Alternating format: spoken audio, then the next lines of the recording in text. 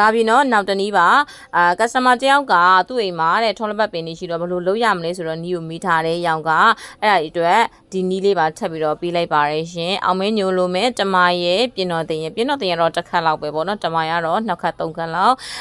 ဒီဒါကတော့ထော်လက်ပတ်ရွက်ပေါ့နော်ထော်လက်ပတ်ရွက်ဒီလိုလေးသုံးပါရေတော့စင်စင်ဆေးပေးပါရှင်ရွက်လေးမပါမဖြစ်ပါပြီးလို့ရှိရင်တော့ဒါရှားဆောင်ပေါ့နော်ရှားဆောင်လဲကျွန်မသုံးပေးထားပါတယ်အဲ့ဒီခါကျကျွန်တော်ကဘာလုပ်မလဲဆိုရှားဆောင်ကိုလေရေသေးချာစင်စင်ဆေးပါအဝါစီးပြောင်းလို့ကျွန်တော်တို့ကချစ်ထုတ်ရမယ်ပေါ့နော်လှိဖြတ်ရမယ်ပေါ့ရေစင်စင်ဆေးပြီးလို့ရှိရင်တော့ရောင်ကားထုံစံတိုင်းပဲမကြိတ်ဖဲထောင်းပါတယ်ရှင်တထူရေကိုလိုချင်လို့ပါပြီးတဲ့ခါကျလို့ရှိရင်တော့ဘူးလေးတွေကိုထည့်မယ်ပေါ့နော်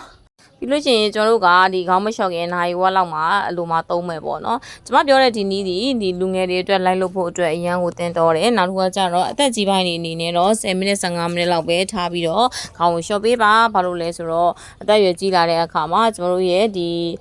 skin resistant ကမတူတော့ဘူးပေါ့နော်ဒါကြောင့်မို့ပါကျွန်တော်ကတော့ဒါခေါင်းလျှော့ကန်နေနိုင်ဝက်လောက်လို့မှာဝီပြအနှံဇန္နာအနှံကိုရောင်ကလိမ့်မယ်ရွှဲလေးလိမ့်နေရှင်ဘာလို့လဲဆိုတော့ကျွန်မဒီဟာလေးကိုကုံအောင်ကုံသုံးမှာပေါ့နော်တချို့ကမိတယ်အကြာကြီးထားလို့ရလားမရပါဘူးတတုရေဖြစ်တဲ့စပင်အတွက်လည်းဘာတာရှည်ခံဆေးမှာထည့်မထားတာဖြစ်တဲ့အတွက်ကြောင့်မို့လို့ကျွန်တော်တို့က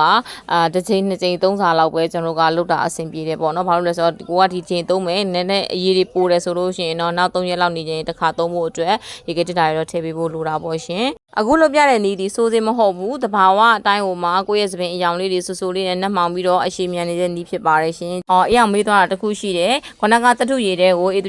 23ဆက်လောက်တော့ထည့်ပေးဖို့ရန်ကိုလိုပါတယ်ရှင်ခုနကလိုမျိုးကြည်ရည်ကိုလုပ်ဖို့အတွက်ချိန်မရဘူးဆိုလို့ရှင်A3+ ပင်အားဖြည့်စီတစ်မျိုးနဲ့သုံးတာနဲ့အဆင်ပြေပါတယ်ရှင်ကျေးဇူးပါ